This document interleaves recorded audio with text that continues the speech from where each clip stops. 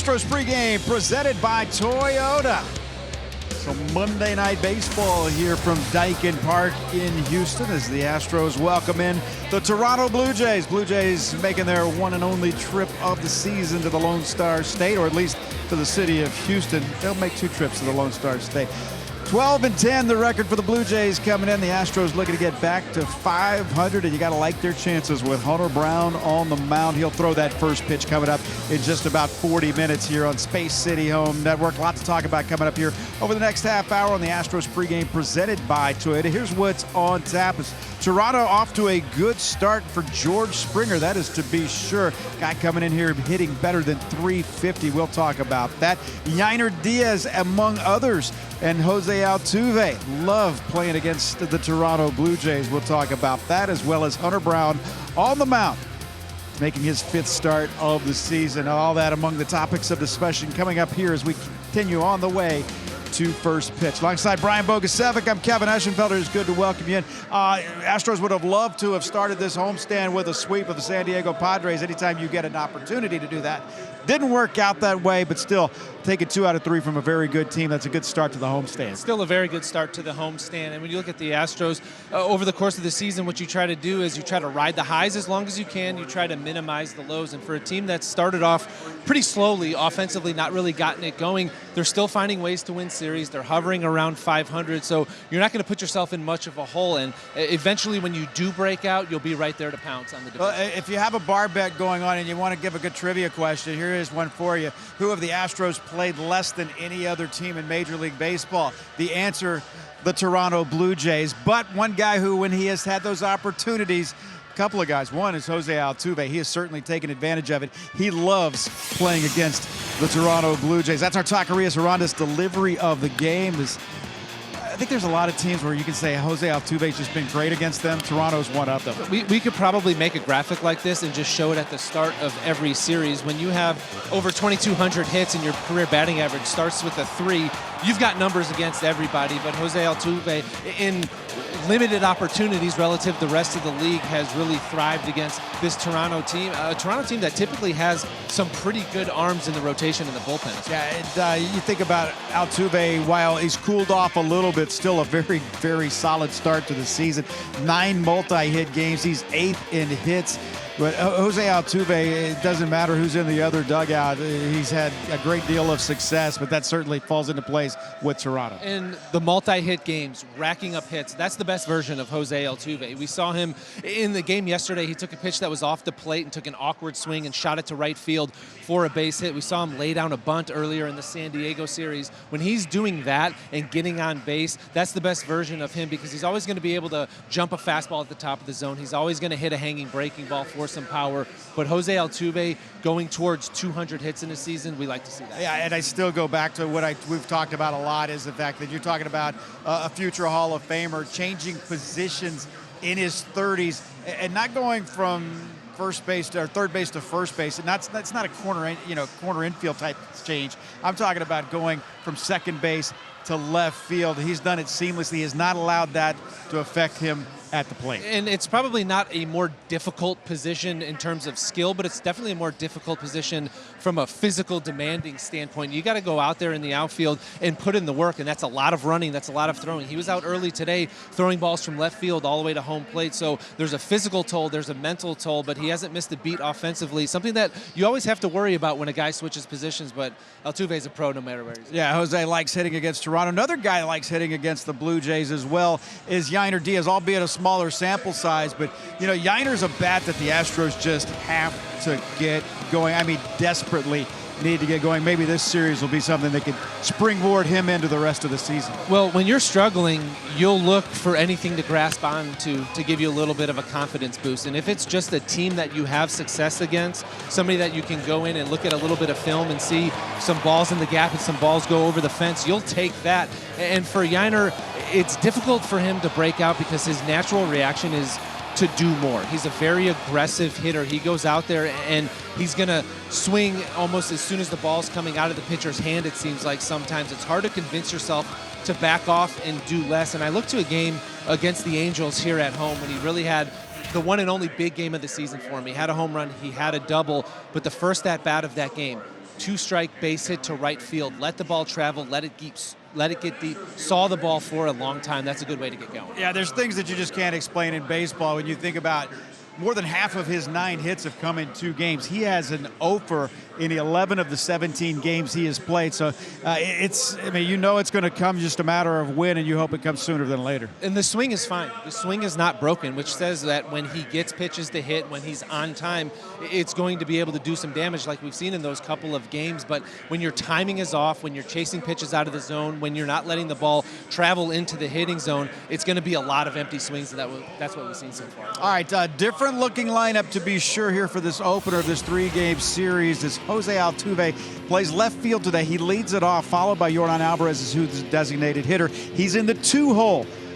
So then it's Isaac Paredes flipping to the 3-hole. Remember, that's been just the opposite all season long. Jeremy Pena bats clean up again. Jake Myers, who's swinging a bat as well as anybody in the Astros lineup right now, he moves up to the 5th. Then it's Yainer Diaz. Cam Smith in the 7-hole. Brendan Rodgers will play second base, and Zach DeZenzo will be at first base, which means an off day for Christian Walker. And Yordan Alvarez, Isaac Paredes being flipped. That was a tough decision for Joe to make. Who's going to hit second? Who's going to hit third? It's flipped today. It might not be that way for very long, with Christian Walker going to be back in the lineup, but maybe Alvarez not seeing so many pitches in front of him, but also Jake Myers. He's in the 5-hole today because Walker is out, but he's earned his way moving up in that order. He's been really good. Yeah, he really has. Hitting .305, best batting average in that starting lineup today for the Astros. We come back, well, an old fan favorite comes to town. That's George Springer and the Toronto Blue Jays here for the first of this 3-game series. We'll talk about the Jays when we come back.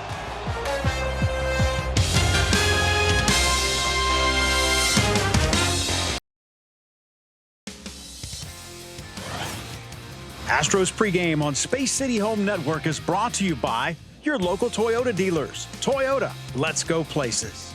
And by Houston Methodist, the official healthcare provider of the Houston Astros. Houston Methodist, leading medicine. Well, fans ready to go, about a half hour away. Get in, get your refreshments, and get to your seats.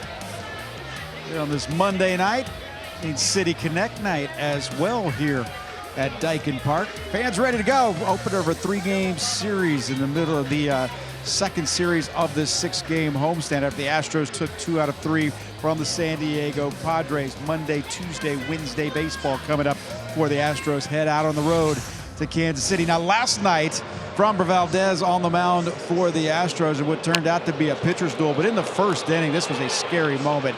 Luis Arraez goes into first base. He collides with Mauricio Dubon on the sacrifice bunt.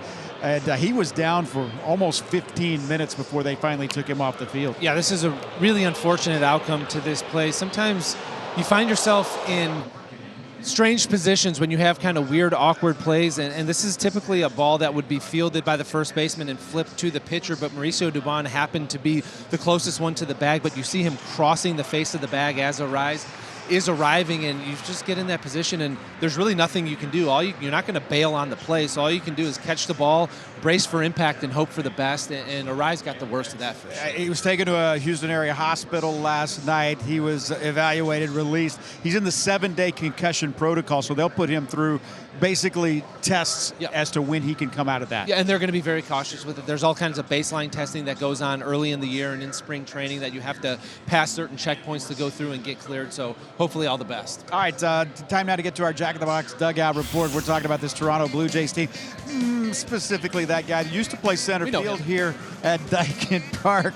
Now he's a right fielder for the Toronto Blue Jays, and George Springer is off to a fantastic season. Now 35 years old, the Astros first-round pick in 2011, and always will be a fan favorite here in Houston. Always will be, except for the 3 days when the Blue Jays are in town. But he's off to a really good start, maybe the best start since he's been in Toronto. And you look at those numbers, the .344 batting average, obviously probably not sustainable for a guy who's never hit above 300. But the really intriguing number for George Springer is his slugging percentage is .557, and that's the type of slugging percentage that he was putting up in those prime years, 2017 through 2021. If that's something that is sustainable for him throughout the course of the season, we know how dynamic George Springer would be. We know his penchant for getting clutch hits in big situations. So it's really exciting for the Blue Jays. I just hope it doesn't happen these next 3 days. Exactly. You hope for health for George Springer, if anything, because that's been really the problem. His 5 seasons in Toronto is his ability to stay healthy. Hoping he can do that this season. He's a guy that's gone 100% every time he's been on the field ever since he came up to the major leagues, and it takes a toll. Yeah, 2023 really is only fully healthy season for the entire year. So this is a very formidable lineup, particularly at the top of this lineup when you got Bo Bichette and Vladdy, and then you got Anthony Santander, who's their big off-season free agent signing, the former Baltimore Oriole, then Springer, Jimenez, and Alejandro Kirk, Clement, Rodin, and Miles Straw will bat 9th. It's a very good offensive team. However, there hasn't been a ton of power production from this team. They've only got 12 home runs. It's the second fewest in all of baseball. And you see that number and you would think, well, their big guys must not be hitting. But Bo Bichette, Guerrero, Springer, all batting over 300. They're just not hitting the ball out of the ballpark. Probably not going to last very long, but right now it's not that scary of a line. And also playing, even when you're playing at Rogers Center, it's cool this time of year, so you would expect the ball not to travel as much. It hasn't traveled certainly very much when they have played here in Houston. In fact, I was looking back at this. Last year, the Astros took 2 out of 3 from Toronto. In their wins, they won 10-0 and 8-0. The year before that, in 2023, they took 2 out of 3. The Astros won 9-2 and 8-1.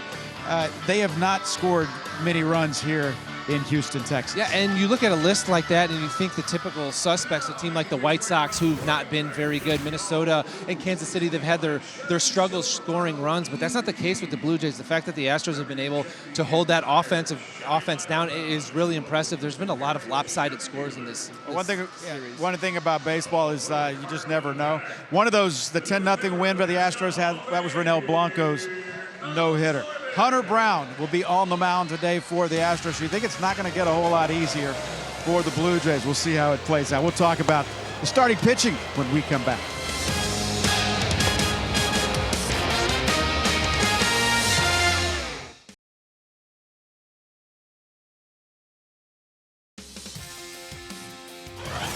Astros pregame on Space City Home Network is brought to you by Chexa Energy. Get free electricity every Friday, Saturday, and Sunday.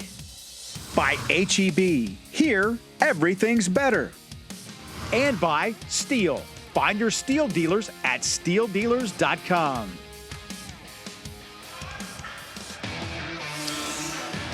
Let's get to our Steel pitch by pitch, and we'll talk about the starters in this one as Hunter Brown is on the mound against Kevin Gausman. Gausman, the veteran, remember he was taking 3 picks after the Astros took Carlos Correa back in the draft in 2012. He has put together a fine career and a good season this year. Chris Bassett, a guy that the Astros have seen a ton this time with the Oakland Athletics, and then Bowden Francis will be on the mound for Toronto in the finale as Hunter Brown, Ronel Blanco, and Ryan Gusto get the start for Houston. There's going to be a lot of good pitching in this series, but nobody better than Hunter Brown so far to start this season. You go back to May 1st of last year, there aren't many pitchers in baseball better than Hunter Brown, and it all started with the addition of that 2-seam fastball. It's carried over so far this season. He's just got so much confidence now in his pitches. He's going right after hitters. Everything he's throwing is in the zone, and he's winning in the strike zone. He's getting soft contact on that sinker. He's throwing the 4-seamer by guys. His curveball's been very good.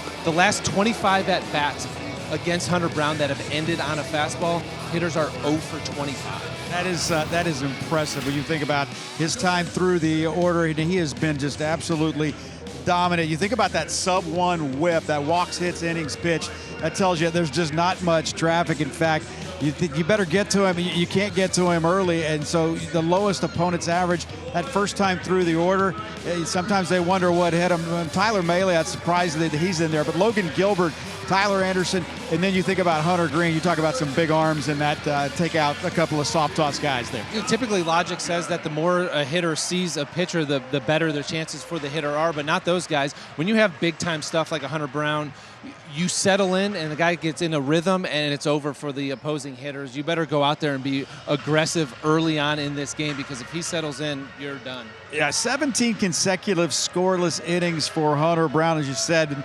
April 3rd at Minnesota, he gave up 2 runs in the first inning. He has not given up a run since then. And we've talked about this before, Bogey, is that his aggressiveness and his ability to trust his stuff. I know when you can reach back, you can trust 98. It's a lot easier to trust that and put it where you want, but his ability to trust his stuff has been fantastic. There were times early on in the season last year where it looked like he was nibbling the edges of the strike zone, trying to be really fine with his locations because he didn't trust that stuff. But now with the movement of the two-seamer, with the high velocity of the four-seamer, he is perfectly comfortable just rearing back, throwing it in the zone, and trusting the fact that his pitch is going to be better than the hitter's swing. Game 1 of the 3-game series. He's not pitching, but he can coach, let me tell you.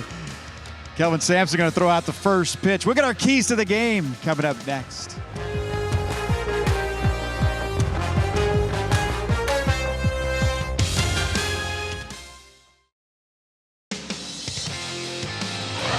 Astros pregame on Space City Home Network is brought to you by your local Toyota dealers. Toyota, let's go places. And by Reliant, the official energy provider of the Houston Astros. Well, first of a 3-game series coming up here from Daikin Park as the Astros taking on the Toronto Blue Jays. If you're looking for the long ball, you might be looking in the wrong place, because these are 2 teams that have played some station-to-station baseball with Kevin Gausman and Hunter Brown on the mound. Bogey, we may see more of that, more singles than any other team in baseball. Absolutely. These are 2 offenses that haven't hit for a whole lot of power so far this season. You've got 2 really good pitchers on the mound. It's just difficult to score runs station to station like that. You look across the league batting average is in the 230s, so do the math on that and how likely it is to rack up 3, 4, 5 hits to put up a crooked number. That's a lot of ones in the box score. Yeah, we're celebrating 25th anniversary of baseball here in downtown Houston. And for that, we take a look back to April 24th of 2022. How sweet it is for Jeremy Pena. His first walk-off hit comes against closer Jordan Romano. This was after Toronto had taken the lead in the 10th inning. He comes up with a 2-run home run. Just a sign of things to come in that 2022 season. The first one for Jeremy Pena, it's a special one. It's something that every player will remember, the first time they got that walk-off hit. But then you look, that was just setting the table for what he was going to be able to do down the stretch and in the playoffs for that 2022 Astros team. Just the first of many. Yeah, it was a game in which Ronel Blanco pitched out of the bullpen. Michael Brantley hit a home run. We had a lot of moving parts in that game. It's crazy to look back. It's just a couple of years ago and how many things can be different, but that is life in Major League Baseball. It's fleeting. All right, Astros and the Toronto Blue Jays coming up here in just a little while, as Houston looking to start this series on a positive note. Let's take a look at our gallery furniture pick the stick, as Julia Morales will take Jose Altuve. Jordan, the pick of the booth, always a solid pick. We'll take Isaac Paredes as our pick for Bogey and myself. To be successful off Kevin Gausman, you really have to control the strike zone. Nobody in the Astros lineup has done that better throughout the course of this season than Isaac Paredes. So I'm going to go with process for Isaac Paredes. We want to see the results too.